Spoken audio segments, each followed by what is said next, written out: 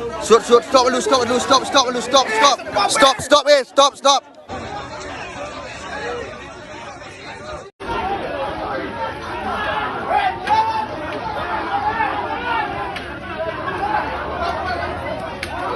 Nah, video kali ini saya akan membahas terkait video yang sangat viral di minggu ini, di mana kejadian ini pada tanggal 29 September tahun 2024. Kasus ini adalah kasus pemukulan terhadap warga Sumba yang dilakukan oleh warga Bali.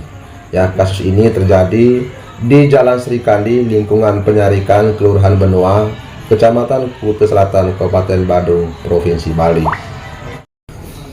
Nah, teman-teman, seringkali saya membahas orang Sumba yang berbuat ulah ini di channel saya ini, dan berharap dengan diviralnya mereka-mereka yang sering berbuat onar, yang mungkin menjadi efek jerah bagi mereka.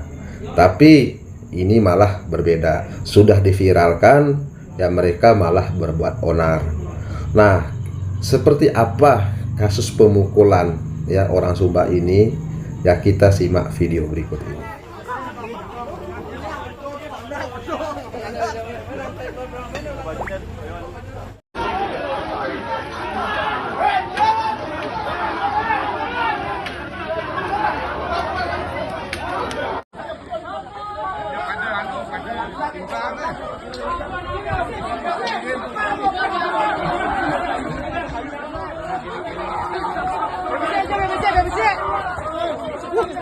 Mantap bro.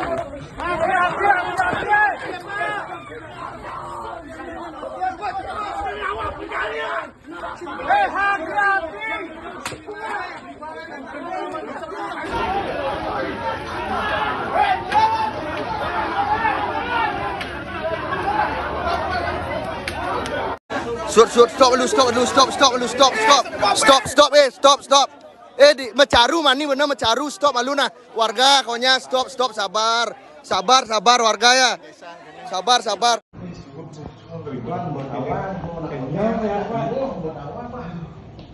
Yang udah ngilang ini kan di cawan itu yang memang saya semeton mereka berdua kan mulai di campur di jadi kan mulai. Lalu mungkin banyak yang bertanya, bagaimana awal mula atau kronologi dari kasus ini? Nah, menurut informasi yang saya dapatkan, kasus ini berawal ya pada hari Minggu tanggal 29 September tahun 2024. Sekira pukul 21:15 waktu Indonesia Tengah. TKP-nya itu di Jalan Sri Kandi, lingkungan Penyarikan, Kelurahan Benoa, Kuta Selatan, Badung, Bali. Saat itu pelapor melihat sepeda motor warna hijau dengan kecepatan tinggi melintas di lokasi dengan kecepatan tinggi dan bolak-balik dengan menggunakan knalpot brong. Lalu si korban ini atau si pelapor ini menghentikan dengan sopan. Ya, jangan ngebut di jalan umum, jangan sampai menabrak orang lain. Karena ditegur demikian, si terlapor malah pasang badan dengan mendorong-dorongkan badannya si pelapor, sehingga sepeda motor si pelapor jatuh saat diparkir di tengah jalan. Melihat kejadian tersebut, maka kakak dari pelapor ini melerai agar tidak terjadi masalah yang lebih besar.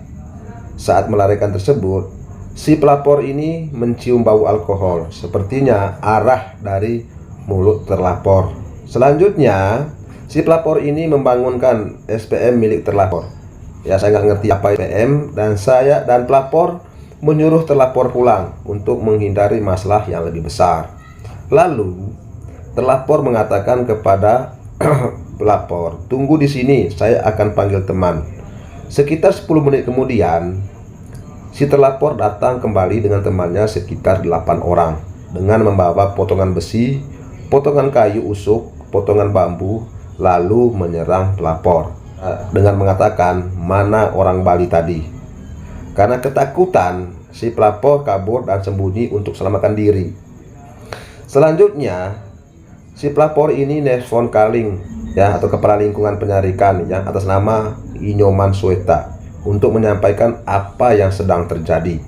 Selanjutnya, Kepala Lingkungan ini menghubungi pecalang atau pengaman desa karena melihat terlapor berkeliaran di jalan umum bersama temannya dan bahkan masuk ke rumah-rumah warga sehingga pecalang memukul kentungan atau kulkul milik Banjar. Pertanda situasi dalam keadaan bahaya.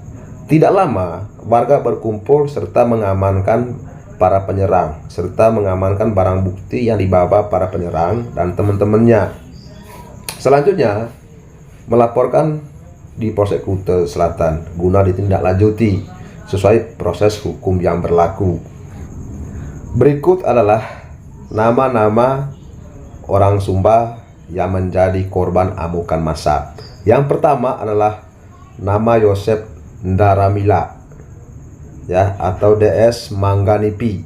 Yang kedua, Nikodemu Miga yang alamatnya dari Kampung Kabapa, Bondokodi, Kabupaten Sumba Barat Daya.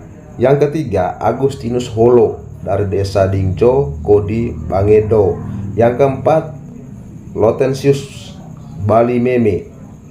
Yang kelima, Immanuel Kondo. Dan saat ini sedang di Markas Komando Kuta Selatan untuk dimintai keterangan. Lalu teman-teman, apa dampak bagi orang NTT secara keseluruhannya? Walaupun kasus ini adalah kasus orang yang dari Sumba. Nah, belakangan ini memang nama orang Sumba itu sudah tidak baik lagi. Dan sering sekali orang mengatakan bahwa ini adalah orang Timor ya. Kepada teman-teman yang ada di Bali ya, mohon maaf ya, kasus ini tidak mewakili orang NTT secara keseluruhannya ya. Begitu juga oknum-oknum yang melakukan tindakan ini juga tidak mewakili oleh orang Sumba secara keseluruhannya ya. Saya rasa dan saya pastikan bahwa tokoh-tokoh atau sesepuh yang dari Sumba ya tidak suka atau merasa malu dengan adanya kejadian ini, karena kejadian ini ya bukan pertama kali dan sering kali yang dilakukan oleh oknum-oknum dari Sumba ini. Walaupun ada sesepuh dari NTT ataupun ada sesepuh dari Sumba yang mengingatkan mereka atau memberi ataupun memberi arahan kepada mereka supaya tidak berbuat lagi seperti itu. Nah, nyatanya malah kasus ini terulang lagi dan mungkin ini adalah kasus yang terparah bagi orang Sumba. Ya, saya rasa juga kasus ini ya mungkin dampak dari kekecewaan atau habisnya kesabaran dari warga Bali. Ya, perlu saya ingatkan kepada saudara-saudara saya di Bali, ya kasus ini tidak mewakili orang NTT, ya tidak mewakili orang Sumba juga. Ini hanyalah ulah oknum yang tidak bertanggung jawab. Karena orang-orang yang berbuat onar ini saya yakin ya tidak terdata atau tidak terdaftar di organisasi masing-masing mereka ya, khususnya dari Sumba. Ya mungkin itu sering yang terjadi dan kebanyakan juga orang yang sering membuat onar ini adalah orang yang sering tinggal di bedeng atau di kuli bangunan, sehingga sesepuh dari NTT pun tidak tahu keberadaan mereka. Tiba-tiba muncul adanya masalah seperti ini yang membuat pukulan kepada sesepuh dari NTT dan menanggung rasa malu buat sesepuh ataupun tokoh dari NTT. Dampak negatifnya adalah ketika orang NTT yang mencari kos di Bali itu sangat kesusahan teman-teman. Walaupun orang Sumba yang sering membuat onar ya, tapi dampaknya itu adalah orang NTT secara keseluruhan. Ketika ada orang NTT yang mencari kos ya pasti tidak akan diterima, karena di mata orang Bali di sini adalah orang NTT itu, orang Timor itu seringkali membuat onar. Itu yang perlu kita catat atau perlu kita ingat kepada oknum-oknum dari Sumba ini ya, supaya tidak berbuat seperti itu lagi ya. Karena siapapun kalau sudah habis kesabaran itu ya mereka tidak mau tahu ya, mereka tidak peduli.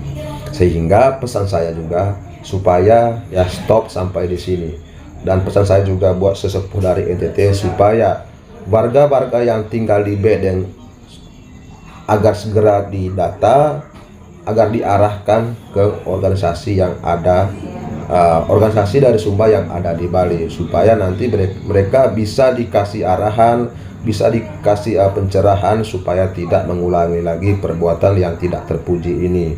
Istilah menantang itu ya saya rasa tidak bagus, ya tidak bagus, karena ibaratnya kita membangunkan singa lagi tidur, karena posisi kita ini adalah sedang mencari nafkah atau sedang mencari kehidupan di tanah Bali, ya, supaya nanti buat teman-teman jangan mengulangi lagi, ya, khususnya oknum dari Sumba ataupun saudara-saudara saya dari Flores, NTT, Kupang, NTT secara keseluruhannya, kita bisa mengambil pelajaran dari kasus ini, supaya jangan karena kita merasa hebat, mabuk sedikit, ya suka nantang-nantang orang di jalan.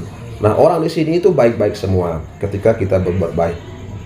Kalau kita berbuat jahat, ya mereka juga lebih jahat. Nah, sebaliknya, kalau posisi kita berada di NTT, ketika orang dari luar menantang kita, bagaimana reaksi teman-teman? Nah, kira-kira seperti itulah yang dilakukan oleh orang Bali. Ya, itu aja pesan dari saya. Semoga kasus ini tidak akan terulang lagi dan bisa memulihkan nama baik Sumba. Secara keseluruhan adalah nama baik NTT. Ya, sekian video kali ini. Sampai jumpa di video berikutnya. Terima kasih.